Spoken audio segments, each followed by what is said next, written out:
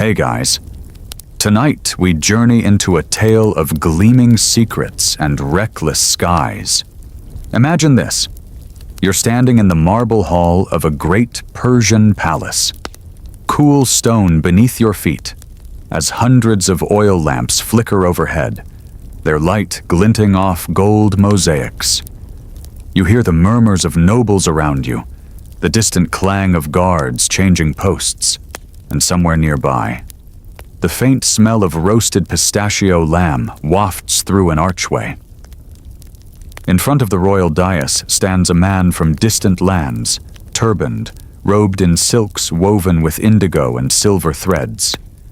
He bows deeply, and with a showman's flourish, he unveils his gift. A horse, jet black from muzzle to tail, carved with such precision it almost seems to breathe. Its ebony body shines under torchlight, its saddle inlaid with mother-of-pearl, and its eyes are crafted from deep red rubies that seem to glow. You probably won't survive this encounter if you so much as suggest it's just an oversized toy. So, before you get comfortable, take a moment to like the video and subscribe, but only if you genuinely enjoy what I do here. Let me know in the comments where you're listening from and what time it is for you right now. Now, dim the lights. Maybe turn on a fan for that soft background hum, and let's ease into tonight's journey together. The king rises from his golden throne, intrigued. This is the New Year festival, when kingdoms exchange gifts to outshine their rivals. Exotic parrots, glass pitchers of saffron wine, chainmail laced with garnets. But no one has ever seen a gift like this. The room stills as the foreign craftsman explains in a deep, melodic voice that this horse is no mere sculpture. Twist the bronze peg under its mane, he says, and it will carry its rider wherever their heart desires, through wind and cloud, night and storm. Historians still argue whether such mechanical automata existed in Persia, or if this tale was embroidered by court poets to dazzle listeners. Yet scholars agree that medieval Islamic engineers crafted astounding machines. Water clocks shaped like roaring lions, fountains that formed geometric rainbows, and musical automata with hidden valves and copper organs. The horse, with gears concealed within its glossy flank, may have been inspired by those real inventions. You inch closer with the crowd, unable to resist its mysterious gleam. One noblewoman fans herself rapidly, whispering about the dangers of sorcery. Another merchant scoffs, declaring he's seen better toys in Samarkand, though his eyes dart nervously toward the horse's ruby gaze, as if it might suddenly stamp its hoof. Meanwhile, the king strokes his beard. He offers the craftsman a chest of emeralds in exchange for this marvel, and the craftsman accepts with a gracious bow, though there's a flicker in his eye, something calculating. That small detail becomes important later. But right now, the royal heir steps forward, tall, proud, and restless with youth. He circles the ebony horse, trailing a curious hand along its carved mane. Its ears are delicately pointed, its nostrils flared with the suggestion of breath. Your pulse quickens alongside his. A royal groom approaches, testing the saddle, but the prince waves him off impatiently. He is determined to be the first to ride it. You can almost hear his thoughts. If this works, he'll never again endure another endless council meeting or stiff banquet of goose stuffed with cherries. He could soar to the ends of the earth, perhaps even beyond them. A mainstream historical fact here. Persian New Year, Nowruz, has been celebrated for over 3,000 years, marking spring's arrival with rituals of fire jumping, hyacinths, and new clothes. During medieval Nowruz, gifting rare animals or curiosities from distant lands was common, reinforcing political prestige. However, no records mention a mechanical flying horse, just to disappoint your inner engineer for a moment. Still, the crowd gasps as the prince hoists himself onto its saddle, his royal robe bunched around his belt, gold slippers braced against ebony stirrups. The craftsman instructs him to twist a hidden peg on the right side to ascend, another on the left to descend. You notice how the craftsman's fingers twitch as he demonstrates, almost like he's imprinting a secret curse. A fringe tidbit for you. In medieval Arab texts, automata were believed to house jinn if crafted with secret incantations. Imagine having to whisper protection prayers before winding up your mechanical pet. Awkward, but practical. As the prince tightens his grip on the carved reins, a hush falls over the court. Even the peacock chained to a nearby column stops its shrill cries. A quick joke here to keep you awake. At least if this flight ends badly, his royal funeral will be attended by the best-dressed crowd in Persia. The prince twists the bronze peg, and with a faint whirring sound, like bone beads clinking in a shaman's pouch, the horse lifts from the marble floor, inch by inch, then foot by foot, until it hovers above the heads of the courtiers. The smell of burning frankincense mixes with the cool breeze stirred by its rising. Women shriek softly, men point and mutter prayers, and you watch, mesmerized, as the ebony horse tilts its muzzle skyward, and in one smooth motion, it rockets towards the gilded ceiling dome, avoiding it by a whisper, and shoots out through the palace's high-arched window.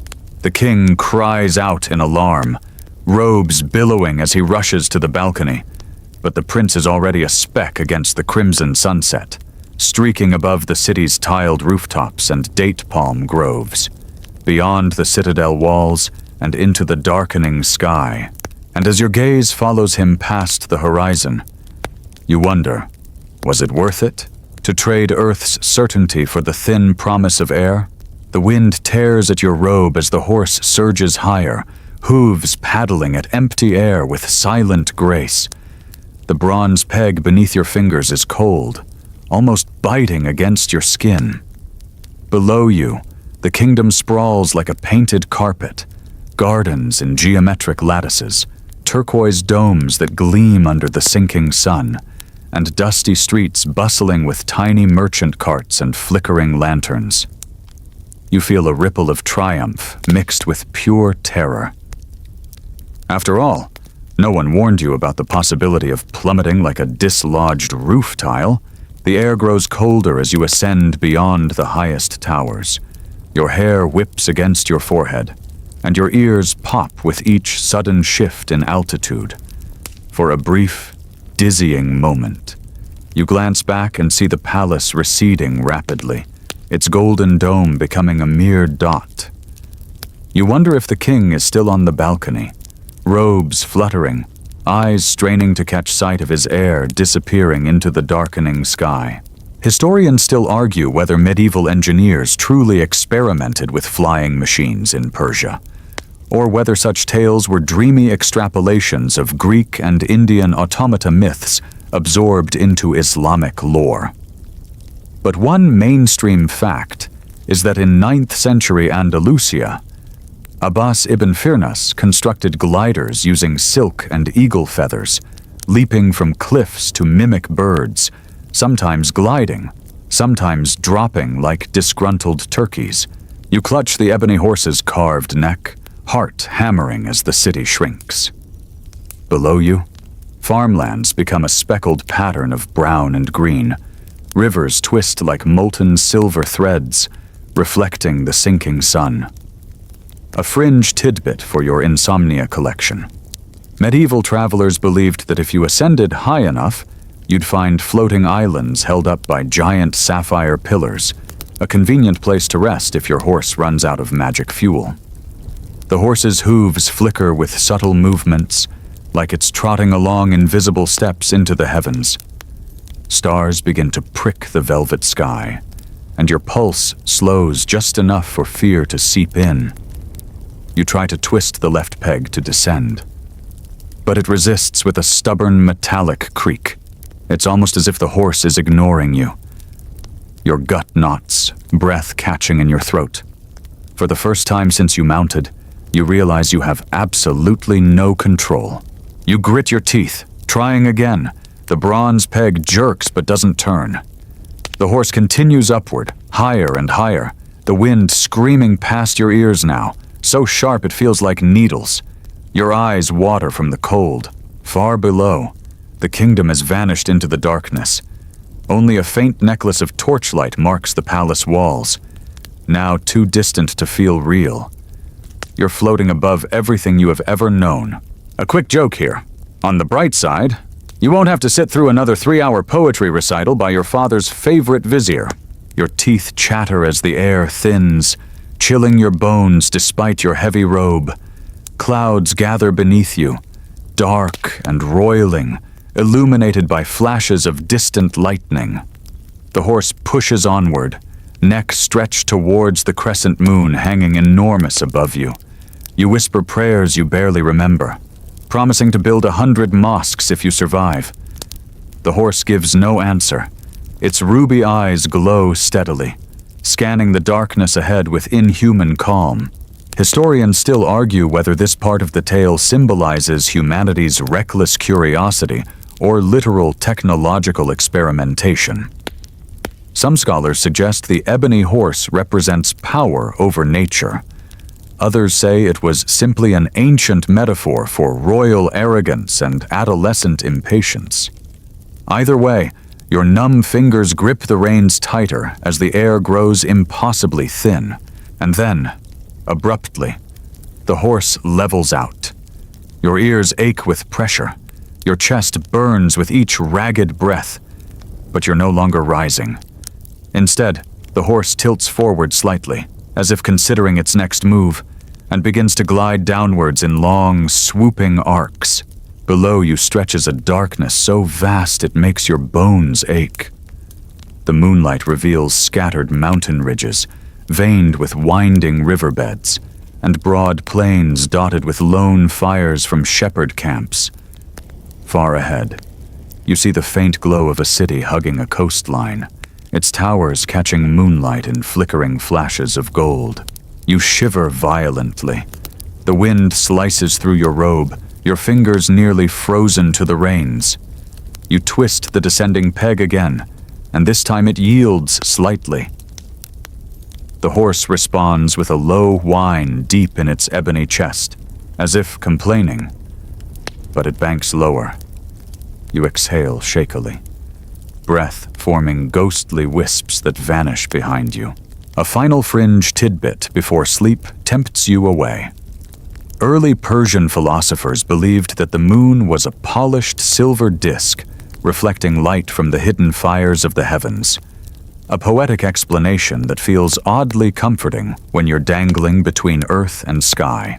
You try to calm your racing heart as the horse sweeps downwards, clouds swallowing you in thick mist that beads on your lashes. Each downward lurch sends your stomach fluttering with icy dread. Yet there's also a secret thrill, a fleeting sense that maybe, just maybe, you were meant for this. Because really, what's the worst that could happen? Darkness swallows you whole. The moment the horse plunges through the last silver-edged cloud, the night becomes a living, shifting creature around you. Stars flicker in and out of view, obscured by drifting banks of mist that feel almost solid as you pass through them. Your breath comes in sharp gasps, fogging before your face and vanishing into the emptiness. The horse beats forward without pause, hooves moving in silent rhythm over nothing at all. You twist the bronze peg again, hoping to slow your descent. But it's as stubborn as a palace accountant refusing to release extra festival funds. The horse whines low in its throat, a sound more mechanical than animal, and continues its determined course southward. The wind snatches at your robe, billowing it out behind you like a broken sail, cold needles down your spine. Below, the land has become an endless rolling shadow, marked only by the faintest hints of silver river threads or the deep ink pools of forests. A fringe tidbit to distract you from imminent hypothermia. In medieval Persia, Scholars believed the world ended in vast oceans patrolled by giant serpentfish that could swallow entire caravans. Luckily, your horse isn't aquatic. Or at least, you hope it isn't. You cling to the reins as the horse banks sharply to the left, nearly unseating you. Panic flares hot in your chest. The carved ebony neck feels slick beneath your damp palms.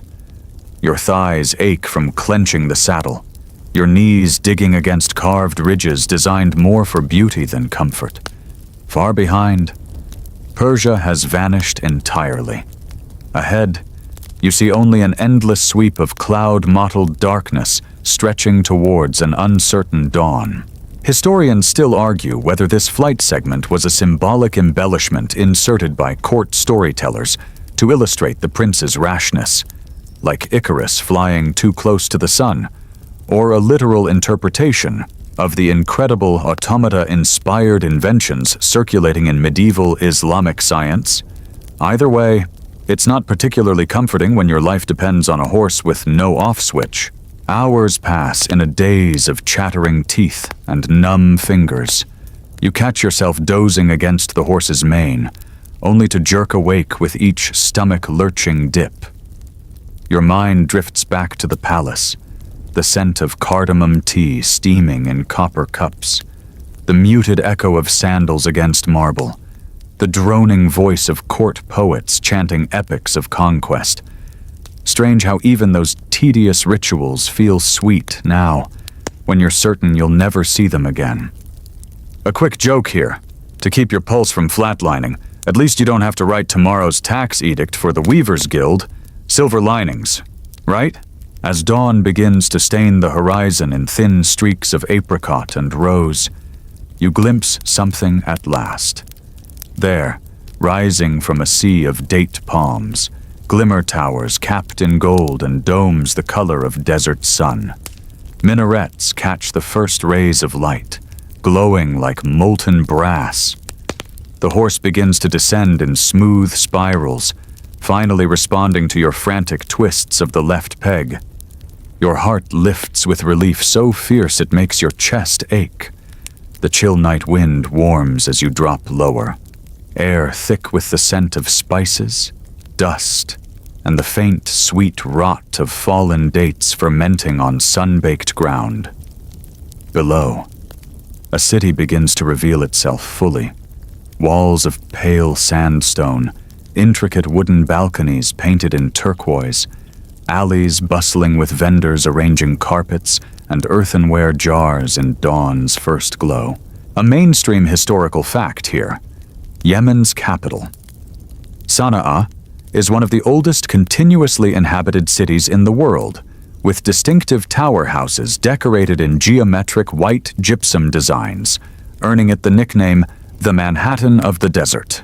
Though your tale predates formal urban planning, this city's architectural roots go back millennia. Your horse finally touches down in a small square lined with market stalls. Its hooves clack softly against worn flagstones. For a moment, you sit trembling. Unable to move, your muscles locked in cold-burned exhaustion. The horse stands perfectly still, as if it had never moved at all. People stare, wide-eyed. A few vendors cross themselves or murmur prayers against evil spirits.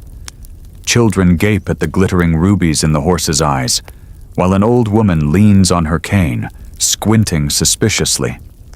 You slide off the saddle, legs buckling under you. The horse remains motionless, dark and glossy, as though daring anyone else to approach. Historians still argue whether these horse flights reflected real mechanical experiments or political metaphors woven to dazzle Persian courts with tales of distant lands and chivalric love. But as your shaking knees finally straighten and your senses fill with the scents, sounds, and humid heat of this foreign place, you can't help but feel every bit the lost wanderer cast adrift by a toy that defies logic. You step away from the Ebony Horse, heart still thrumming with disbelief. The city before you hums with life, Men leading donkeys laden with pottery, boys hauling baskets of dates, women sweeping dust from shop fronts with palm-frond brooms. Somewhere in the distance, bells chime the morning prayer. And you realize, with a chill deeper than any wind you faced aloft, you have no idea how to get home. Dawn unfurls across the city like a silk shawl dipped in rosewater. You stand in the market square, dazed and shivering, as merchants set out their morning wares, piles of turmeric and saffron glowing golden in the early light, baskets of dates so ripe their skins split to reveal glistening amber flesh, and bolts of embroidered cloth that flutter in the warm breeze. The Ebony Horse stands silent behind you, unmoving, its ruby eyes dim in the gathering brightness. Your stomach clenches with a hollow ache. You realize you haven't eaten since the palace feast the night before, but fear outweighs hunger. You scan the street, half expecting a squad of palace guards to emerge from the crowd, spears raised to drag you back for daring such recklessness. Instead, you're met only with wary glances and whispered prayers. Historians still argue whether the prince landed in Sana'a, Taiz, or a purely fictional city based on traveler accounts.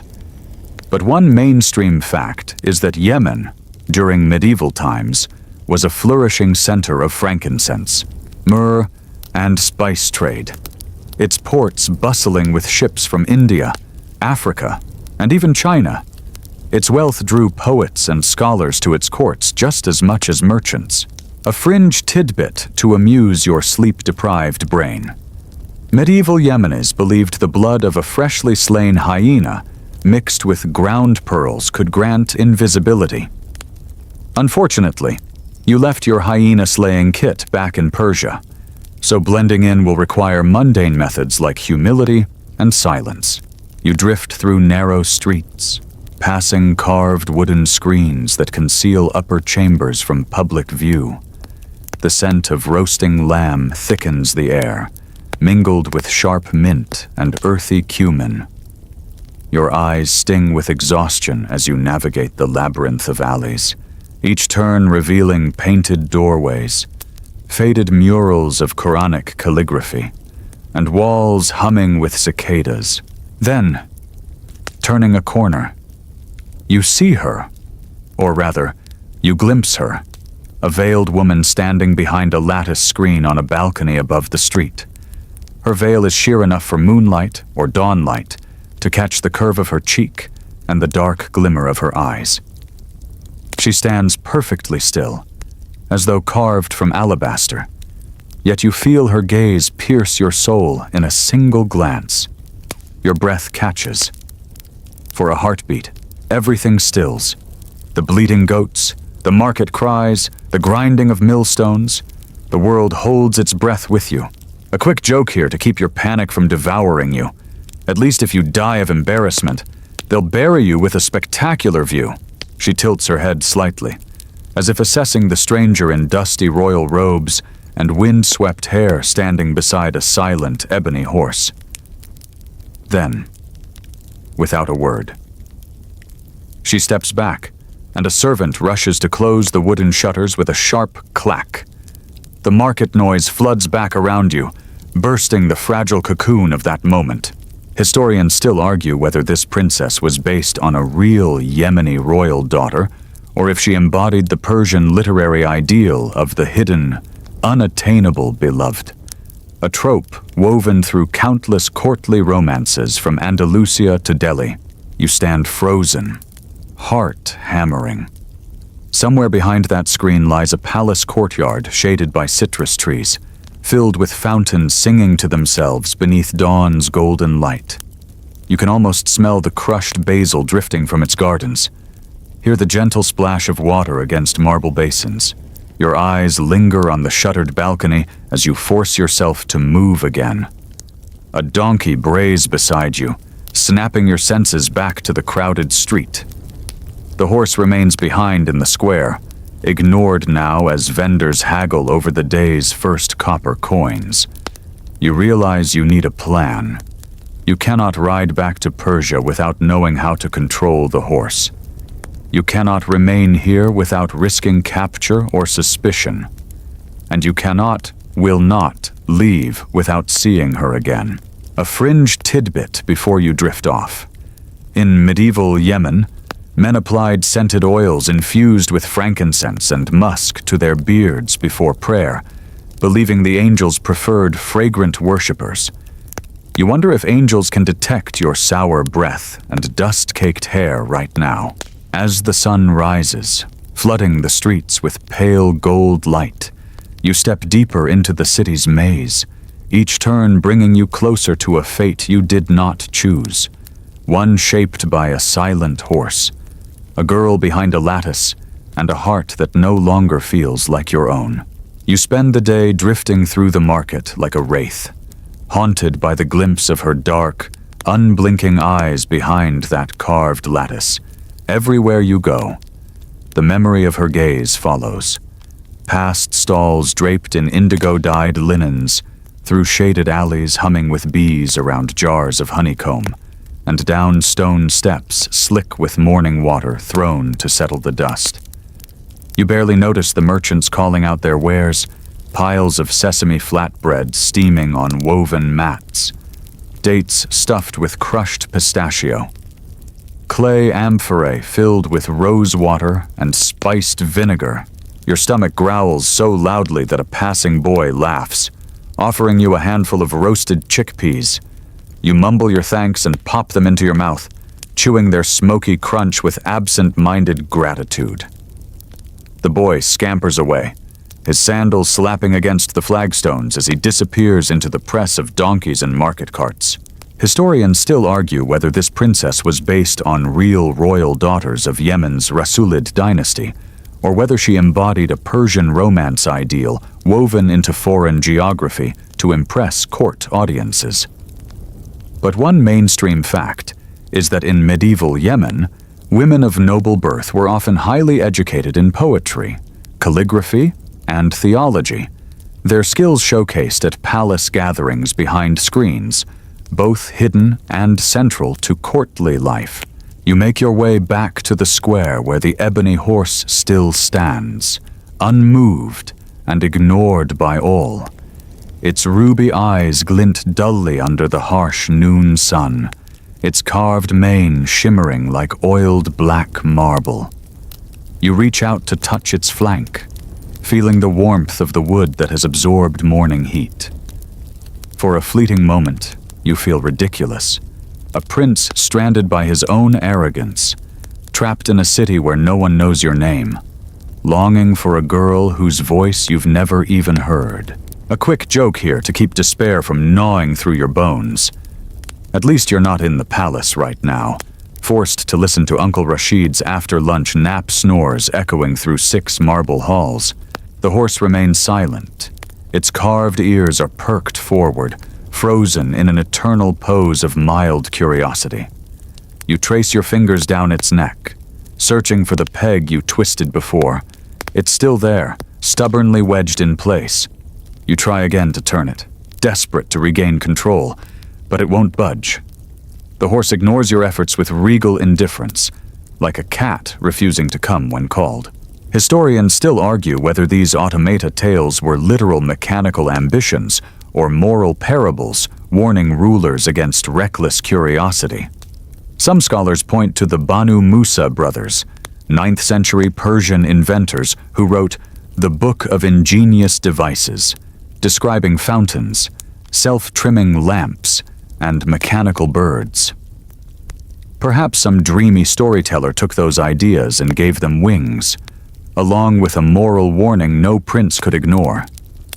The day fades into evening. You wander aimlessly until, without realizing how you got there, you stand again beneath the balcony where you first saw her.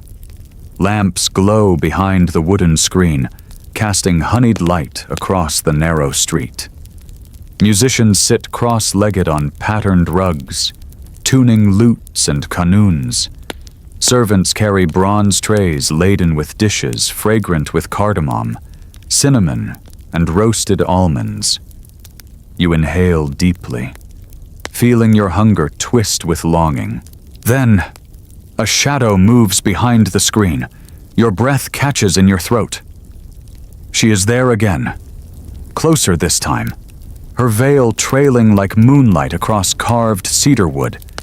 You cannot see her face fully, but her posture tells you she's watching, waiting, perhaps wondering about the stranger who fell from the sky with an ebony horse and eyes filled with faraway sorrow.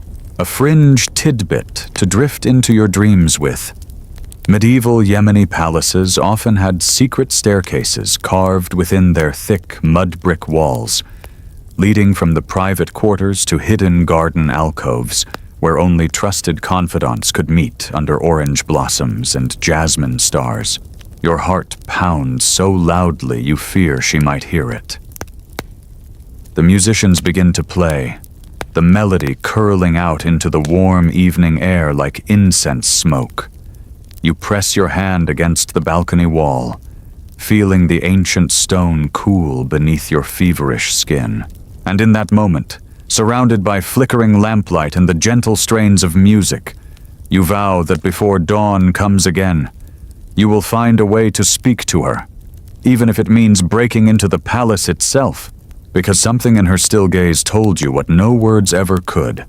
Your fates have been tangled by this ebony horse, and there will be no untangling them now.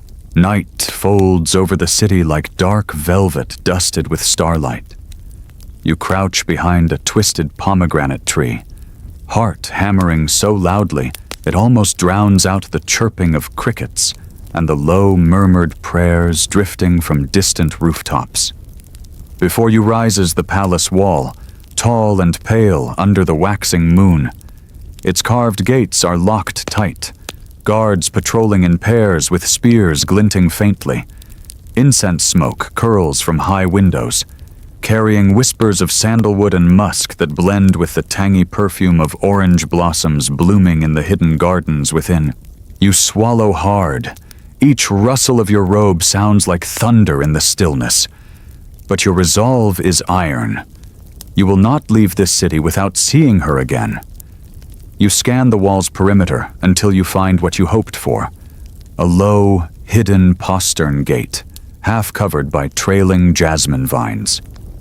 Someone has left it slightly ajar, likely a servant sneaking out for secret errands under moonlight. You slip through with a single silent prayer to every saint, prophet, and half-forgotten jinn your grandmother ever invoked. Historians still argue whether these secret palace entries were real or literary embellishments to heighten romance and intrigue. However, one mainstream fact is that many medieval palaces incorporated small servant entrances for discreet midnight deliveries of water jars, fresh herbs, or illicit letters, useful for love and treason alike. You step into a darkened corridor, bare feet padding across cool stone. Your heart hammers in your throat as you move, guided only by flickering lamplight and drifting strains of music. Somewhere nearby, a reed flute sings a sorrowful tune, accompanied by the gentle pluck of lute strings. The air is warm, scented with rosewater and sweet amber. Shadows ripple across intricate plasterwork, carved with vines, geometric knots, and curling Quranic verses painted in lapis lazuli and gold leaf. A quick joke here. Though your knees might collapse from fear before you smile, at least if you're caught and executed, you'll die surrounded by outstanding interior design. You creep along the corridor until it opens onto a garden courtyard. Moonlight spills across marble tiles, illuminating rows of citrus trees heavy with round golden fruit. Fountains murmur softly in the hush of night, their falling streams catching silvery glints. Lanterns hang from carved arches, their glass panes colored red, blue, and green, casting fractured rainbows onto whitewashed walls. Moths flutter in lazy circles around the wicks, drawn to the flickering promise of warmth. And there, beneath a flowering orange tree, She sits. The princess. Her veil is drawn back to reveal delicate features lit by lantern glow, wide, dark eyes framed by long lashes, brows arched with gentle curiosity, lips curved in quiet thought. She wears a gown the color of pale dawn, embroidered with tiny silver crescents that shimmer with each movement. At her side rests an open book written in flowing Arabic script, illuminated with delicate floral borders. She turns a page slowly, lost in its verses. Historians still argue whether this clandestine garden meeting was ever part of the earliest oral versions or a later embellishment to deepen the romance. Some claim it echoes Persian and Arabic poetic traditions, where gardens symbolize secret knowledge, love, and paradise. You watch her for a moment that stretches into eternity. Every sense sharpens, the soft lap of water against marble basins, the warm fragrance of blooming jasmine, the sweet tang of ripe oranges hanging above her head. Your breath catches when she lifts her gaze and sees you. Surprise flickers across her face, but she does not cry out. Instead, she tilts her head slightly, studying you with the calm curiosity of someone who knows precisely how power works in her world. A fringe tidbit to tuck under your pillow tonight. Medieval Yemeni palaces often planted citrus trees near private chambers, so princesses could scent their veils with crushed orange blossoms before dawn prayers. You step forward into the pool of lantern light. For a moment, neither of you speaks. The lute and flute melody drifts around you both like a protective veil. Then, in a voice softer than moonlight on silk, she asks who you are and why you have come. Your tongue feels thick with awe and fear. You want to tell her everything. How you rode the Ebony Horse across star fields. How your heart stopped the moment you saw her behind that carved screen. How your soul feels unmoored without her gaze to anchor it. Instead, you manage only a single ragged whisper. I fell from the sky. A smile flickers across her lips, brief as a shooting star. Then, she says, closing her book with a gentle snap. You'd better sit before you fall again, and so you do, kneeling on the cool marble beneath the blooming orange tree, as she watches you with unblinking eyes that hold the silent promise of every dawn yet to come. You kneel beneath the orange tree, feeling the cold marble seeping through your robes into your bones. But her gaze keeps you steady. She sits cross-legged on an embroidered cushion, the lantern light playing across her cheekbones, catching the faint shimmer of crushed pearl dust brushed onto her eyelids. Her gown rustles softly as she sets aside the book, and for a few heartbeats there is only silence between you, thick, charged, alive with the scent of citrus blossoms and the slow trickle of water from the courtyard fountain. Tell me, she says finally, her voice a quiet ripple across the stillness. How did you come to fall from the sky? Your mouth feels dry as desert sand. You clear your throat, glance down at your trembling hands, then back into her dark, patient eyes, and you begin to tell her everything of the Persian New Year festival, of the craftsman with his sly eyes and secret knowledge, of the ebony horse gleaming like polished obsidian under 100 flickering oil lamps, of your reckless decision to ride it, imagining only freedom and glory, never terror and regret. As your words unfold, she listens without interrupting, only nodding once when you speak of the stars glittering above your flight path and the bone-gnawing chill of the midnight winds. Her gaze never leaves yours, and somehow it feels like confession under a kindly moonlit judge. She weighs each syllable not to condemn but to understand. Historians still argue whether this garden conversation was an invention of later court poets to frame the princess as the wise, calm center of the prince's storm, or if the tale always included her unflinching serenity as a model of feminine intellect. A mainstream fact here. Many medieval Yemeni princesses were not only literate, but respected as patrons of scholarship and poetic salons within their palace walls. She asks about your kingdom. You describe the marble palaces with their turquoise domes, the scent of cardamom in winter markets, the peacocks strutting across mosaic courtyards. You tell her of your father's long councils that dragged through afternoons scented with ink and sandalwood, of your boredom and your dreams, of your unspoken fear that you were born for nothing greater than a ceremonial life, spent nodding through petitions and poetry recitals. A quick joke here to ease the knot in your chest. You omit telling her about the time you fell asleep during a treaty signing and woke drooling onto the vizier's robe. Some secrets are best kept in your homeland. She chuckles softly at your awkward humor, her smile illuminating her face with warmth that rivals the lantern glow.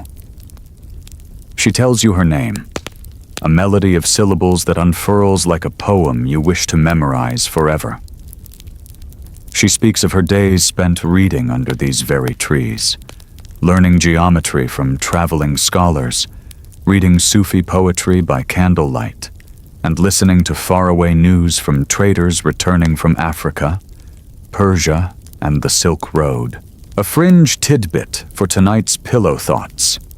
Medieval Yemeni courts were renowned for their libraries, some containing over 10,000 handwritten volumes in astronomy, mathematics, law, and medicine, collected under the patronage of queens and princesses alike.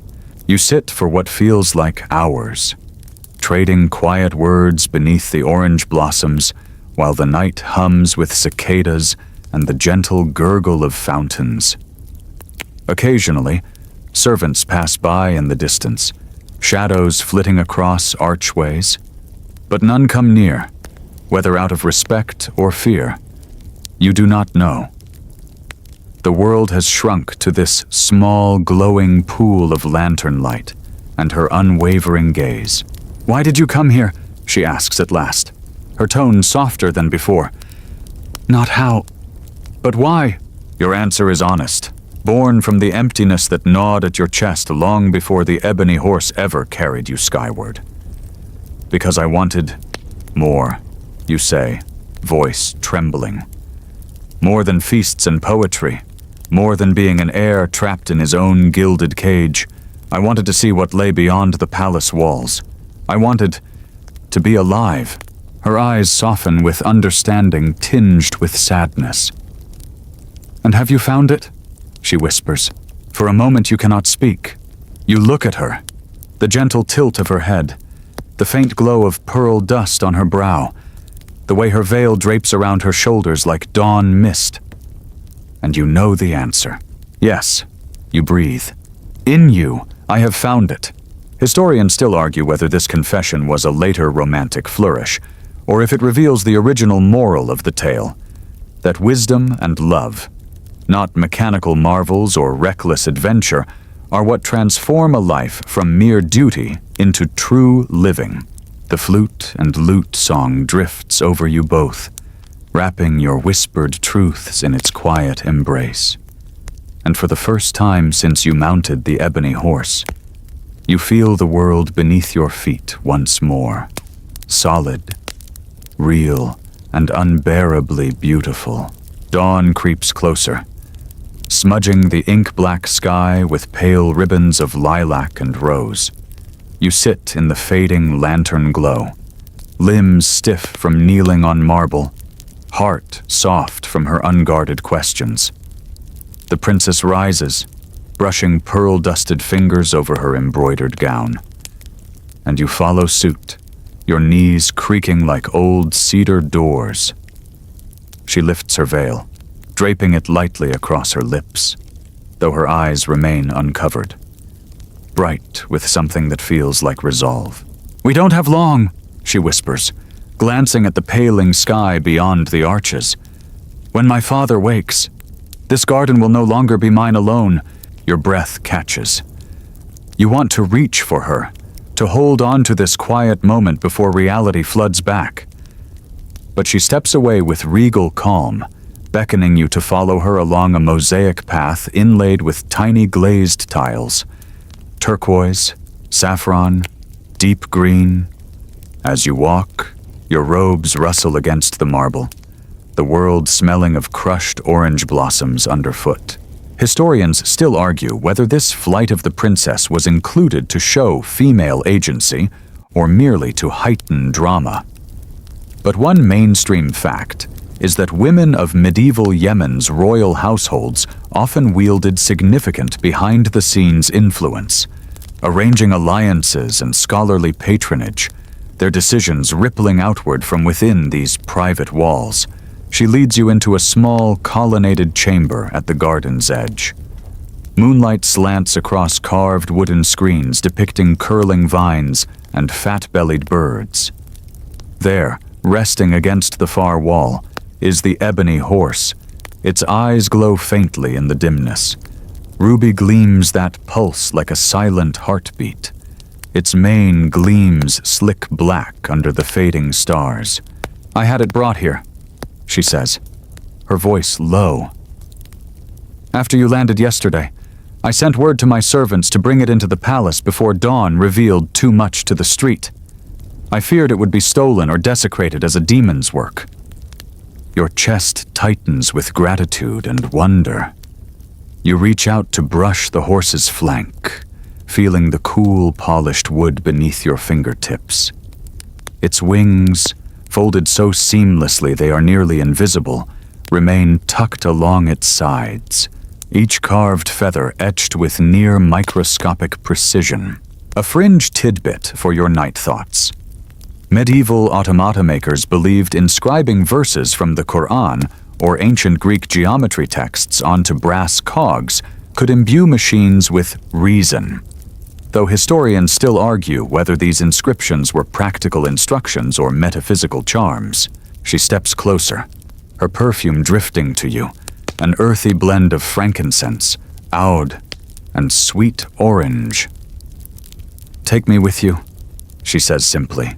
Your eyes widen.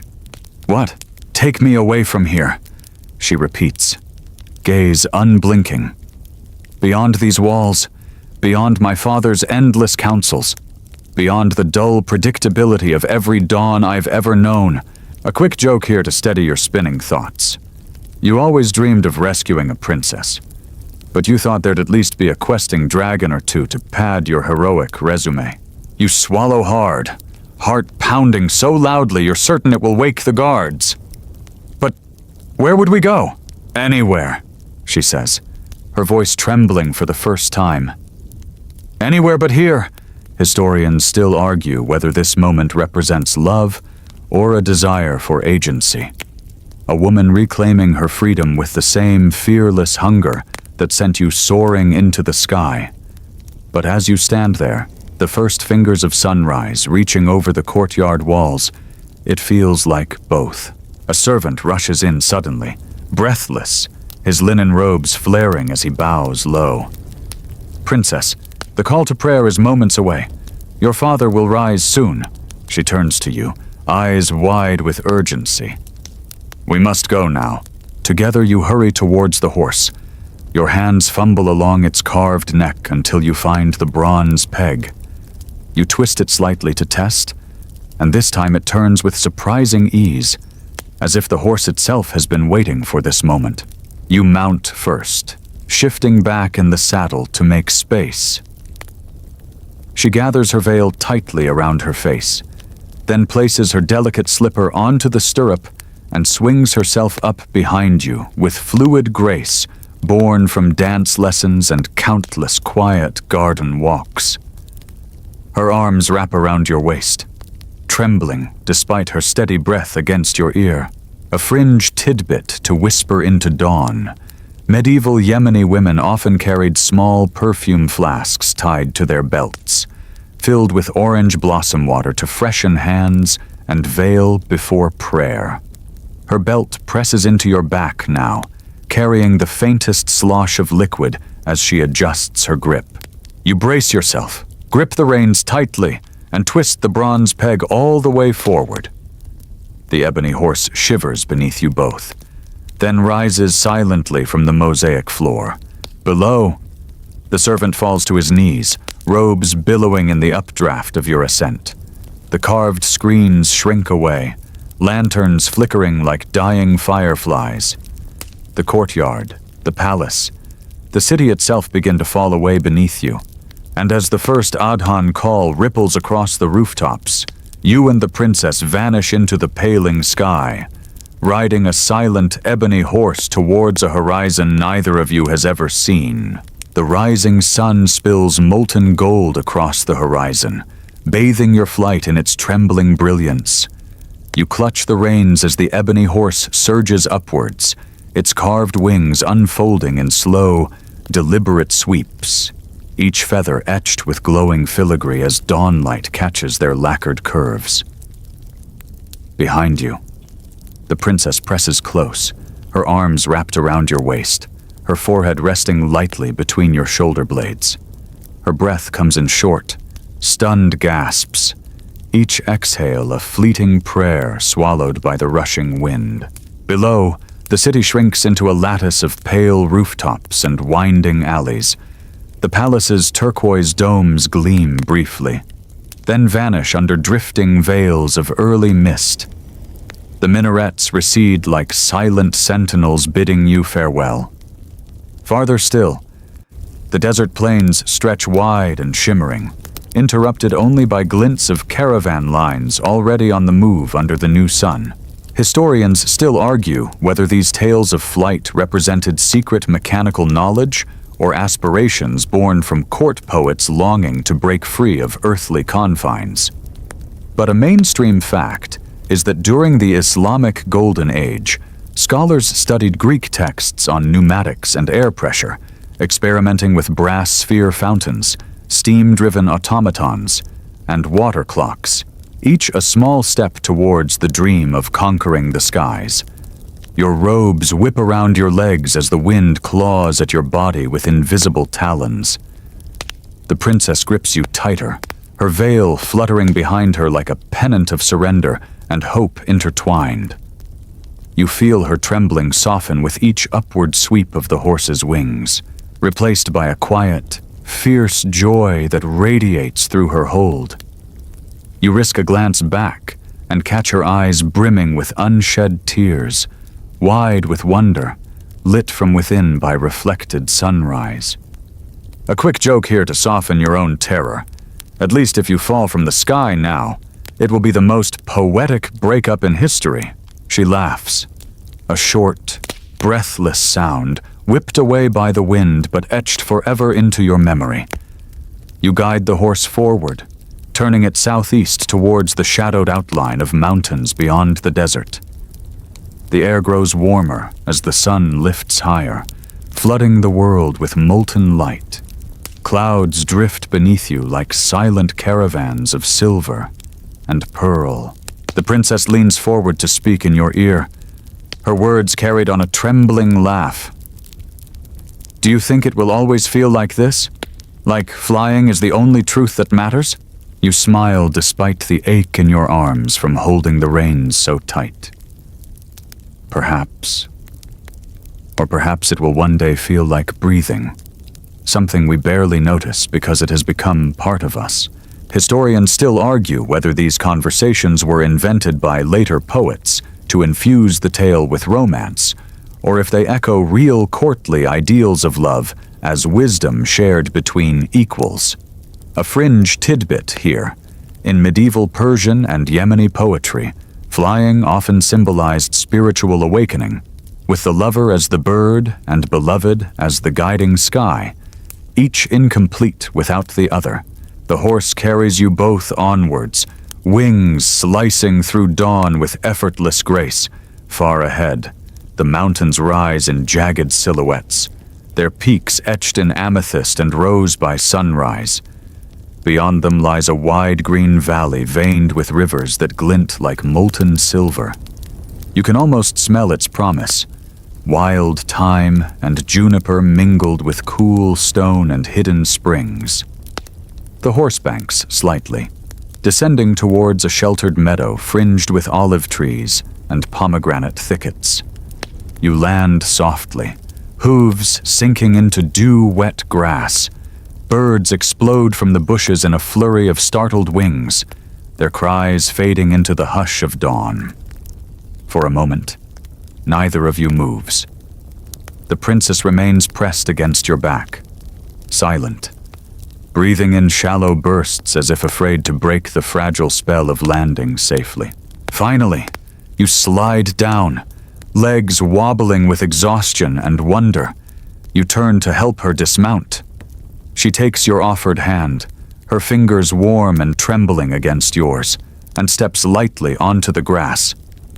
The morning breeze lifts her veil for a heartbeat, revealing tear-tracked cheeks glowing with fierce determination. You both stand in silence, breathing the sharp scent of wild mint crushed underfoot. The horse remains still beside you. Ruby eyes dimmed to a sleepy glow, wings folding neatly against its sides once more. Its carved flanks shimmer with beads of dew, as though it too has begun to breathe with the rhythm of earth. A fringe tidbit to tuck under your thoughts. Medieval Yemeni mountain villages built secret terraces to grow almonds and grapes above the clouds. So the produce ripened in cool mist, while the valleys below baked under burning suns. She lifts her gaze to meet yours, eyes reflecting dawn light and the silent promise of a future unbound by palaces or fatherly edicts. For the first time, you see her not as the veiled princess watching from behind carved screens, but as a woman who chose to leap into the unknown with you, a woman with a mind bright as any scholar's lamp, and a courage that burns hotter than morning gold. And as the sun rises over distant peaks, you feel the last remnants of fear slough away, leaving only the quiet certainty that together you can carve a life out of whatever wilderness lies ahead. You stand in the dew-soaked grass, the rising sun crowning the mountains in molten gold behind her. The princess closes her eyes for a long moment, breathing deeply as though inhaling freedom itself. When she opens them again, her gaze is clear, focused, unafraid. The carved ebony horse remains silent at your side, wings folded, ruby eyes dim like banked coals waiting for a breath to ignite them again. Birdsong erupts in sudden chorus around you, thrushes and finches trilling from olive branches, their music sharp and clean in the dawn air. The princess tilts her head to listen, a smile curving her lips as she whispers, "Do you hear that? It sounds like laughter."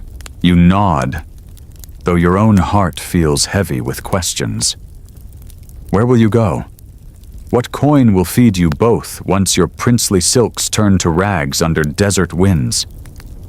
But as her hand slides into yours, warm, strong, and steady, you realize these worries weigh less than her touch's quiet promise. Historians still argue whether this valley marked the tale's true turning point, the prince's rebirth from pampered heir to grounded man, guided by the wisdom of his chosen companion. One mainstream fact here: many medieval Yemeni valleys were terraced into layered gardens of pomegranate, almond, and coffee shrubs, a cultivation technique so efficient it remains largely unchanged today. She releases your hand and walks towards the horse, trailing her veil across thyme and mint, brushing dew into glittering pearls upon its linen folds. Gently, she runs her fingers along the horse's carved mane, tracing each feathered wing with a wonder that radiates from her smile. "I wonder who made this," she murmurs. "Who carved it so lovingly, and for what price? Who dreamed of flying but never could?" A quick joke here to keep the dawn from feeling too solemn. You almost say, hopefully someone who offered a decent warranty. But you bite it back, watching her eyes soften with reverence. She turns to you then, her gaze flicking from the horse to your face with thoughtful intensity. "Where will we go now?" she asks, echoing your unspoken fears. "Your kingdom is days away. My father will search every caravan route and mountain pass. We cannot ride forever." You swallow the sudden dryness in your throat. The horse flicks its ears forward, as if listening. The idea comes to you as softly and certainly as morning light seeping over shadowed cliffs. "We don't have to go back," you say slowly. "We can go. Anywhere. Farther south, into Africa, eastward to India, north to Samarkand and the Silk Road cities. We can find a court that will welcome your learning and well, you laugh under your breath. My questionable bravery. Historians still argue whether the prince and princess settled in India, Yemen, or remained skybound for eternity in symbolic allegory. A fringe tidbit. Medieval Persian astronomers believed that if you flew high enough, you could see a sapphire ring encircling the world's oceans, the so-called Kaf Mountains, marking the edge of existence itself. She steps closer, her veil brushing your chest as she leans in, her dark eyes glowing with certainty. "Then let's do that," she whispers. "Let's fly until the world runs out beneath us. Let's see every horizon. For a heartbeat, silence stretches around you. The only sound is your mingled breathing, the faint creak of the horse's leather saddle, and the distant rush of river water tumbling down stone terraces. The dawn breeze lifts her veil slightly, revealing the curve of her smile, bright as morning itself. A quick fringe fact to pocket as you drift toward sleep. Some Yemeni scholars believed that the scent of crushed thyme on morning skin could repel all fear and sorrow for a day. You wonder if that's why the dew-wet mint and thyme underfoot smells so strong now, calming your thundering pulse. You take her hand again, fingers intertwining with effortless certainty. Together you turn back towards the horse. She gathers her gown and places her slipper in the stirrup, mounting with quiet grace. You climb up before her, feeling her arms wrap around your waist once more, anchoring you to this moment, this choice, this dawn. You twist the bronze peg. The horse shivers beneath you both, carved wings flexing outwards, catching the first golden rays of sun. The meadow falls away, dew scattering in a final sparkling farewell as the ground shrinks to a tapestry of green and gold far below. And as you rise into the sky, feeling her laughter tremble against your back and the wind sing past your ears, you understand at last. This flight is no longer about escape or conquest. It is about seeing the world for the first time, together, as equals, as wanderers, as those who finally chose their own story. The sun climbs higher, bathing the world below in pure, radiant gold. You guide the ebony horse through wide arcs above terraced hills, rippling with olive groves and almond orchards, their leaves glinting like hammered bronze under the brightening sky. The princess presses close behind you, her veil fluttering in the wind, her quiet laughter vibrating through your back each time the horse dips or banks, weaving through drifting clouds like a silent falcon. For a while, neither of you speaks. The wind carries only the creak of leather straps, the soft hiss of air around carved wings, and the occasional shrill cry of hawks wheeling below. Far in the distance, mountain ridges rise in waves of deep blue and dusty purple, veiled by drifting mist. Somewhere down there, shepherds are driving flocks to morning pasture, and caravan bells jingle faintly from roads winding through the foothills. Historians still argue whether these flights symbolized mystical ascension, an allegory for the soul's journey towards enlightenment, or remained merely an exhilarating fairy tale of impossible machines. One mainstream fact: Islamic mystics like Ibn Arabi wrote of ascensions in dreams, where a single breath could carry the spirit from Mecca to Jerusalem to the highest celestial spheres. The princess shifts her arms around your waist to grip tighter as a cold gust ripples across you both. You glance back to see her smiling despite her shivers, eyes bright and unblinking in the fierce morning wind. She leans closer to speak, her voice barely audible above the rushing air. "What is that?" She points down to a wide, shimmering river winding like liquid silver between dark cliffs. Tiny brown boats dot its surface like drifting seeds. "That," you say, squinting against the sun, "is the Wadi Hadramaut, I think one of the longest valleys in Arabia. Traders say it's lined with mud brick towns that rise like towers of sand, stacked 10 stories high." A quick joke here to keep your heart from clenching with fear of the horse stalling mid-flight. You resist adding, "Of course, I failed geography exams, so let's hope my sense of direction is better at 30 feet up." She laughs softly against your shoulder. Her breath is warm despite the chill biting your cheeks. Then she grows quiet, her arms tightening. "Do you think they're searching for us already?" Your stomach knots at the thought of palace guards discovering her empty bedchamber, the closed lattice screen, the vanished horse from its courtyard stall. You imagine the king's rage, the scrambling servants, the frantic scribes recording proclamations to send riders in every direction. Historians still argue whether this pursuit was an invention to heighten tension, or if it reflects the harsh reality of royal daughters' lives. Their fates locked to treaties, alliances, and reputations, rather than their own hearts. A fringe tidbit: medieval Yemeni punishment for abducting a royal woman could include execution by being sewn alive into fresh camel hide, left to dry under the desert sun. You clench the reins tighter at that thought, knuckles whitening, but the princess merely rests her head against your back with a quiet sigh. "Let them search," she murmurs. "I am not lost. I am finally found." The sun rises higher, casting long shadows down cliffs carved with winding goat paths and terraced farms blooming with white almond blossoms. Eagles wheel below you, their wings catching the dawn with effortless command. The horse dips lower, skimming just above the river's mirror-bright surface.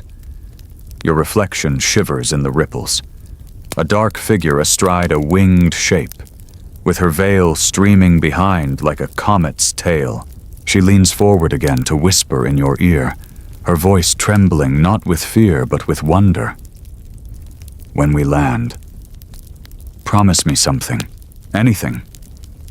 You say without thinking, because her words have already woven themselves into your bones. "Promise we will live simply, that we will see each sunrise and each market street, that we will find a place to teach children letters and numbers, to plant gardens, to drink mint tea at dusk with old women who remember the kings of 100 years ago." Your chest tightens with something sharp and soft all at once. "I promise." Historians still argue whether this vow was ever part of the original oral versions or added later to reflect courtly ideals of pious humility over reckless grandeur. But a fringe tidbit to tuck into your drifting thoughts.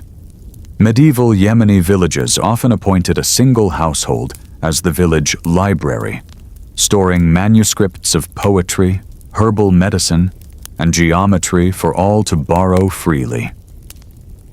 You imagine her tending such a library, her veil dusted with crushed thyme and sandalwood as she shelves worn pages under flickering oil lamps. The horse beats its wings once, twice, then tilts upwards again. Ahead, the mountains part to reveal a wide green valley cradled between rising cliffs, dotted with date palms and dome-roofed houses clustered like pale river pebbles.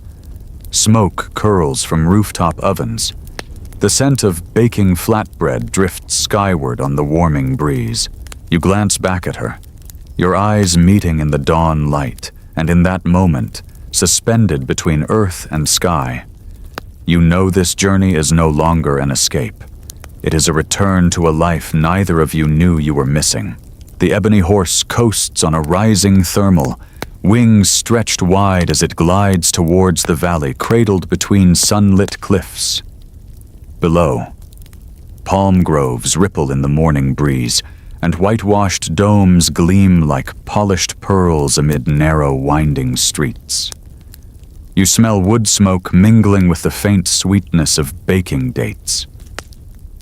For a heartbeat, it feels as though you're floating over a miniature world carved from ivory and amber, impossibly delicate and heartbreakingly real.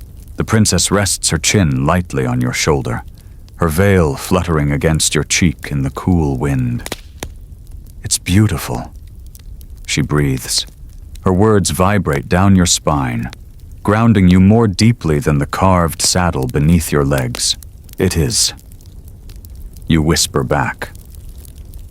And in that quiet, trembling admission, you feel something within you loosen, some old chain of duty or fear snapping away like rotted twine under a blade. Historians still argue whether these peaceful interludes in heroic tales served to lull listeners into calm before final tension, or if they revealed storytellers' hidden longing for simplicity amidst royal excess. A mainstream fact: many medieval Yemeni villages were governed by councils of elders, with disputes settled under massive shade trees known as qiyam gatherings, their roots symbolizing wisdom and stability. You guide the horse lower, feeling the rising heat of the waking earth kiss your face. Donkeys bray in courtyards where women in indigo veils sweep dust from doorsteps. Children chase each other between terraced gardens, their shrill laughter echoing off mud brick walls. As you pass overhead, a boy glances up, eyes wide, dropping the clay pot balanced on his head with a loud crack. Water spills across sun-baked stone, soaking his sandals, but he remains frozen, mouth agape as you glide by like a silent omen from the old tales. A quick joke to keep your pulse steady. At least you're giving him a story to tell for the rest of his life. That time a prince and a princess flew past my goat pen before breakfast. The princess giggles softly behind you, hearing your unspoken thought, as if your hearts are speaking directly now. She tightens her arms around your waist, resting her forehead briefly against your back, in a gesture so gentle it nearly unravels your composure. You circle once above the village, before guiding the horse towards a rocky outcrop overlooking emerald fields, fed by stone irrigation channels. As you descend, the carved wings fold with quiet grace, feathers locking seamlessly against its lacquered sides. The horse lands with only a faint jolt, hooves pressing into dew-damp grass.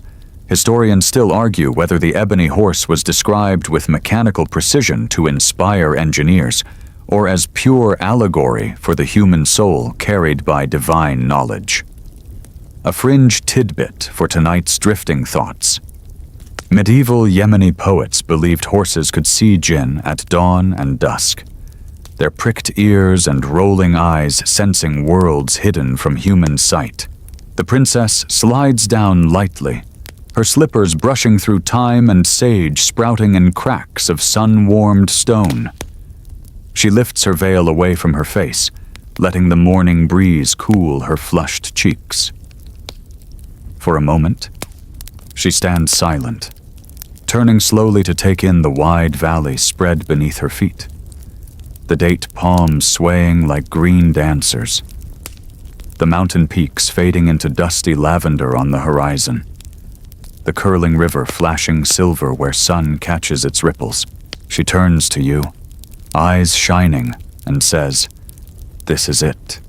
This is where I want to begin." Your breath catches. "Begin what?" She smiles with quiet certainty. "A life that belongs to me."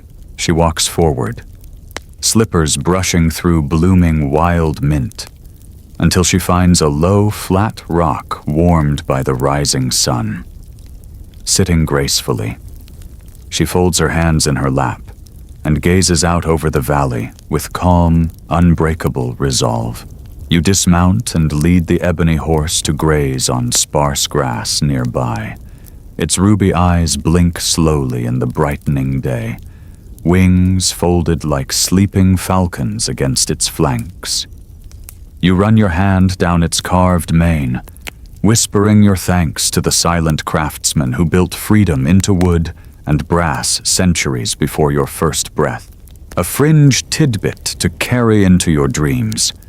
Ancient Yemeni craftsmen believed a well-made carving carried the spirit of its creator's intent.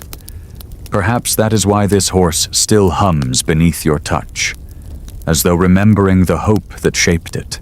You walk back to her side and sit quietly, both of you gazing down at the waking village below. Smoke rises in thin blue threads from clay ovens, mingling with the faint bleating of goats and the rhythmic slap of laundry against stone. There is no palace marble here, no carved screens or gold-inlaid ceilings, only earth and sun, wind and water, only life, unadorned and unbound. She reaches for your hand and laces her fingers through yours with easy certainty. "Whatever comes next," she says softly. "I would rather face it with you in a hut of clay and reeds than in a palace with 1,000 guards." And in her quiet words, you hear not romantic idealism, but a truth as old as the mountains themselves. Freedom is not flight alone, but choosing where to land. You sit beside her on the sun-warmed rock, watching as the village below begins its daily rhythm. Roosters crow from thatched courtyards. Women in indigo veils walk to the river carrying wide clay pots on their heads, and men guide donkeys laden with split logs towards baking ovens glowing with morning coals. The princess leans against your shoulder, veil fluttering lightly in the breeze, and for the first time since your wild flight began, you feel your heartbeat slow into a peaceful cadence, matching the quiet world below. The ebony horse stands nearby, wings folded tightly, its ruby eyes dimmed to a smoky ember glow. Its shadow stretches long across the thyme and wild mint, merging with yours as if the three of you have become one silhouette etched onto the rocky earth. Historians still argue whether the prince and princess ever truly landed in a humble valley, or if this moment symbolizes the soul's brief return to earthly simplicity before ascending once more.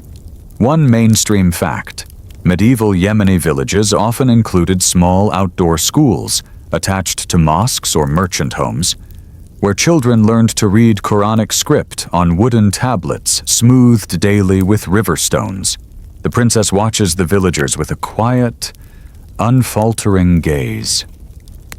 "Look," she whispers, nodding towards a small boy sitting on a worn reed mat near a doorway, tracing Arabic letters with a stylus dipped in lamp-black ink. His mother stands over him, correcting each wobbly curve with a gentle tap of her finger. "That is what I want." You frown, puzzled. "What do you mean?" "I want to teach," she says, her voice trembling slightly. "I want to see their minds wake to words and numbers, to stories of kings and prophets and star charts and poems. I want them to know the world is bigger than these hills, but that these hills are also enough." A quick joke here to soften your chest's tightness. You smile wryly and say, "You do realize I have no marketable skills besides flying stolen wooden horses and quoting bad court poetry?" She laughs softly, the sound like a chime stirred by dawn wind. "Then you will learn," she says. "You will learn to read old merchant accounts and tally olive harvests and mend baskets with willow reeds. And I will learn to cook flatbread on clay ovens and grind spices into powders fine as silk." She turns her luminous gaze back to the valley. "Together," she murmurs, almost to herself. "We will learn everything we never thought we needed. Historians still argue whether her desire for village life was a literary ideal grafted onto her character by later poets, or if it reveals a timeless human longing to exchange gilded captivity for humble freedom. A fringe tidbit for your pillow thoughts tonight. Medieval Yemeni women often embroidered short poems or prayers into their veils' hem-stitching. Each hidden phrase a secret shield against sorrow. You sit in silence as the sun lifts higher, warming your shoulders through travel-stained robes.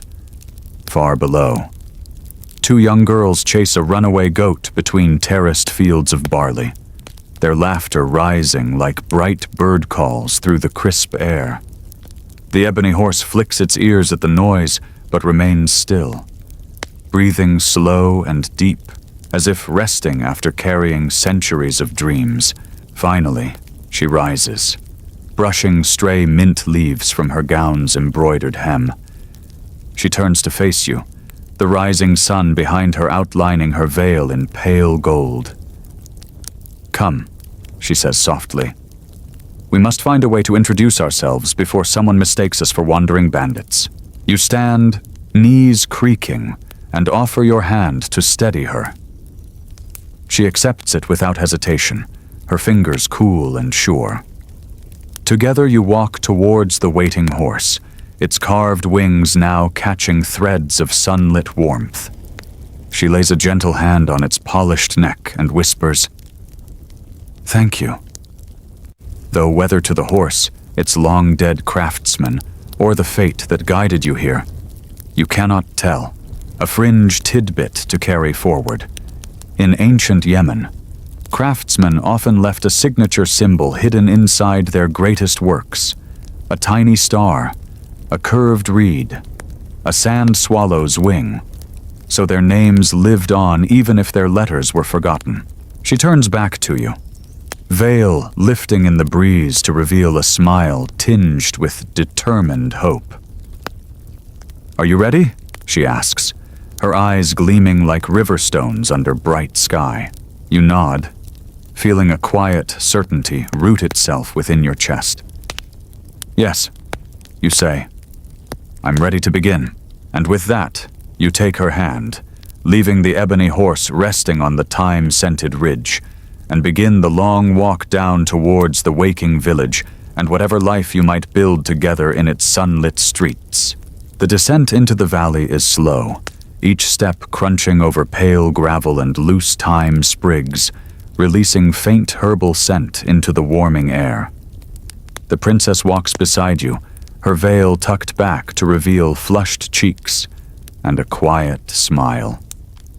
Below, the village stirs with growing energy, men stacking baskets of dates onto donkeys' backs, women spreading thin rounds of dough on hot clay ovens, children darting through olive groves, shrieking in delight when goats chase them in return. The ebony horse remains on the ridge, wings folded like sleeping falcons, watching your departure with unblinking ruby eyes. You glance back at it once, half expecting it to vanish into legend the moment your gaze leaves it. But it remains there, patient and silent, a testament to human wonder, part machine, part dream, part prayer. Historians still argue whether the horse was ever retrieved, or if it remains hidden to this day beneath drifting thyme and mint on a forgotten Yemeni mountainside. A mainstream fact here. Archaeologists have discovered mechanical models from medieval Islamic courts featuring moving birds, clockwork lions, and water-driven automata, each powered by secret balances of air pressure, weighted pulleys, and cunningly hidden gears. You reach the village's first olive terraces. A pair of children, a boy and girl with dust-smeared cheeks and bright, fearless eyes, pause in their game to stare at you both. The girl holds a sprig of rosemary between her lips like a hero's dagger. "Who are you?" she asks, voice high and clear. The princess kneels before them, lifting her veil completely. Sunlight gilds her hair, her eyes glowing gentle and deep. "Travelers," she says softly, We came from far away, and we are very tired. Can you tell us where the headman lives?"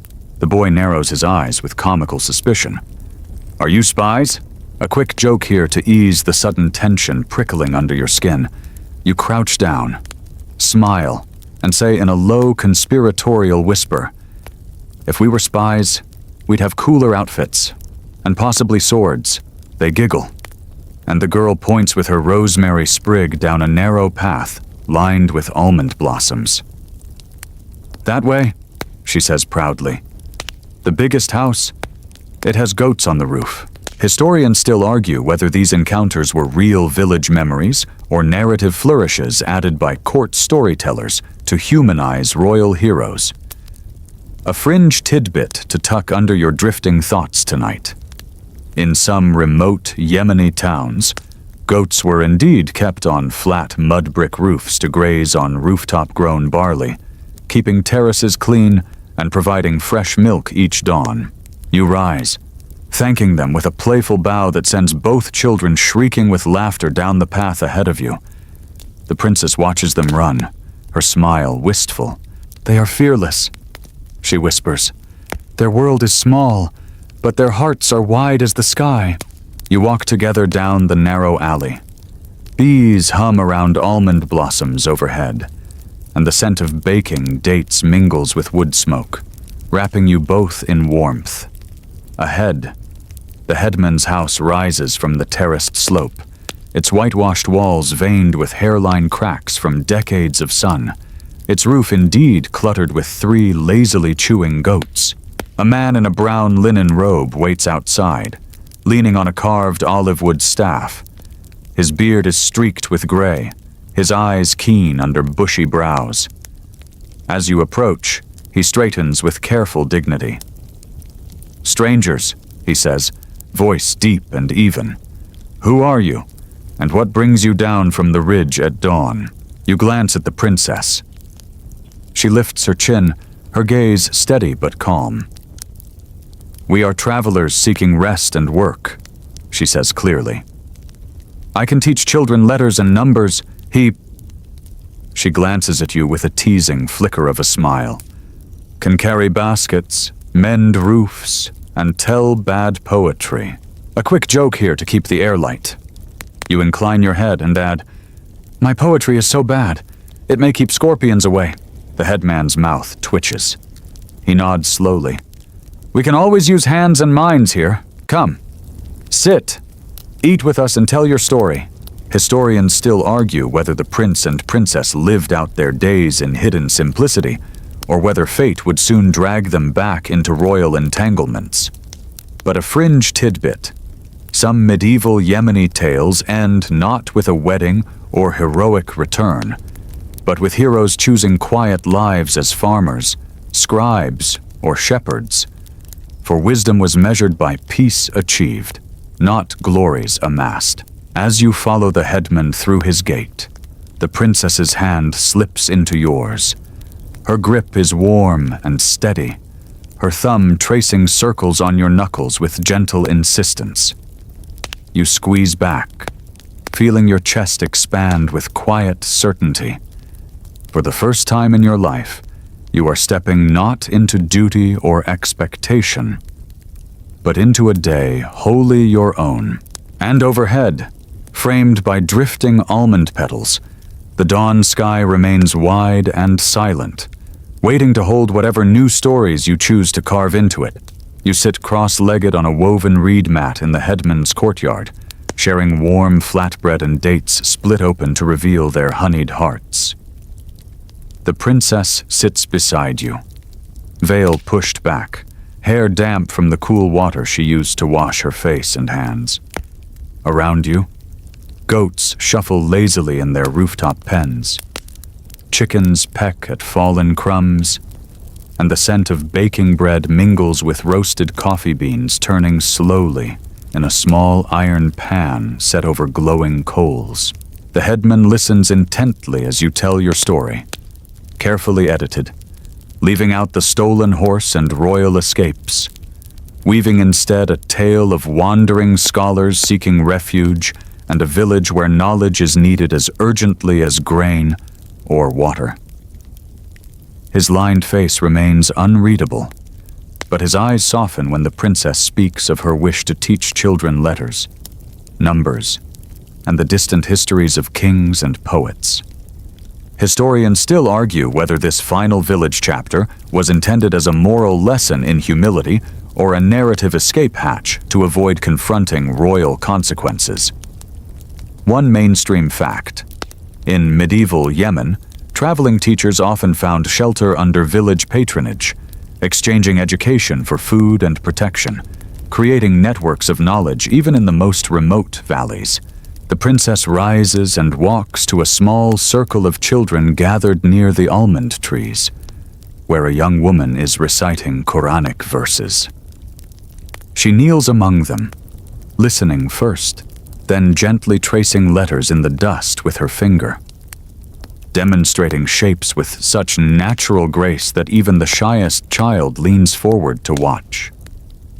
Her veil slips slightly, revealing a smile so luminous it makes your chest tighten with quiet awe.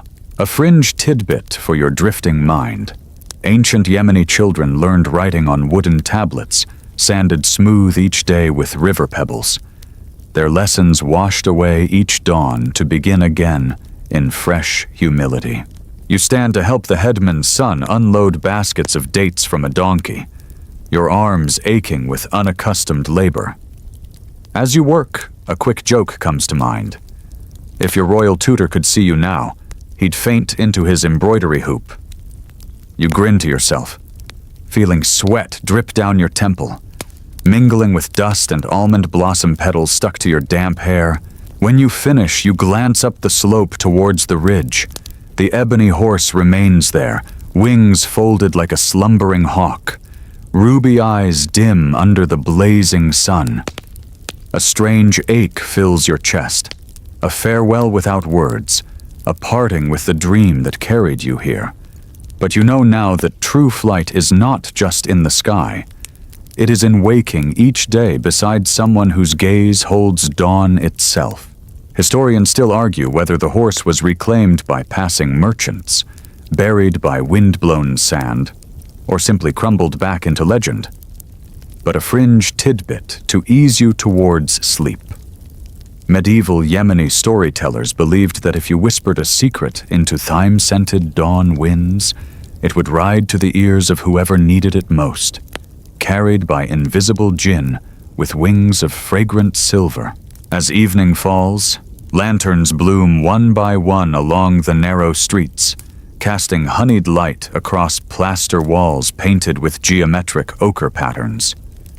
The princess returns to sit beside you, her hands faintly smudged with lamp-black ink from writing exercises. She leans her head against your shoulder and sighs deeply, her entire body relaxing with that single exhale. "We are here," she whispers. "Really here." You nod, unable to speak past the lump rising in your throat. For the first time in your life, silence feels full rather than empty, full of her steady breath, the clink of coffee cups from nearby courtyards, the distant bleating of goats settling for the night, and the final sleepy chatter of children trailing back to their homes. You watch as the sky deepens to indigo, the first stars flickering into view like silver stitches holding the heavens together. The ebony horse remains a dark silhouette on the ridge, patient and silent under the rising moon. And in that quiet moment, you understand. The greatest journey was never skyward, but always inward, into the hidden chambers of your own heart, and into hers. The moon rises fully now, casting pale light across the village roofs, illuminating every weathered dome and sun-cracked courtyard in a calm, gentle glow. The breeze has softened to a mild sigh through the olive branches, stirring the lantern flames just enough to make their light dance across the whitewashed walls. You sit with her still, your shoulders brushing, watching shadows ripple and shift with the night wind's quiet touch. You feel the heaviness of the day settle deep into your bones, a comforting weight that anchors you here, to earth and stone, to breath and silence. Each inhalation carries the scent of warm mint, drifting wood smoke, and faint, crushed thyme where your sandals rest against the packed earth. Each exhalation releases the last remnants of restless thought, leaving your chest light and your mind quiet. The princess has fallen asleep, her head tucked against your arm, her breath deep and even. You look down to see her veil flutter softly with each exhale, its linen catching silver moonlight with each subtle rise and fall. You feel your eyes drift closed, too, lids heavy with exhaustion and profound peace. The ebony horse remains upon the ridge, wings folded tightly, silent and watchful beneath the blanket of endless stars. Its ruby eyes glow faintly, pulsing like a heartbeat half remembered from a forgotten dream. The mountains stand in dark serenity beyond, their peaks crowned with drifting wisps of cloud that glow like phantom fires under the rising moon. And as sleep takes you at last, you feel only the quiet certainty of this simple truth, that tomorrow will come gently, that you will wake to her smile, and that wherever your footsteps lead, it will be enough, for you have chosen it together, and in that choice, you have found your freedom.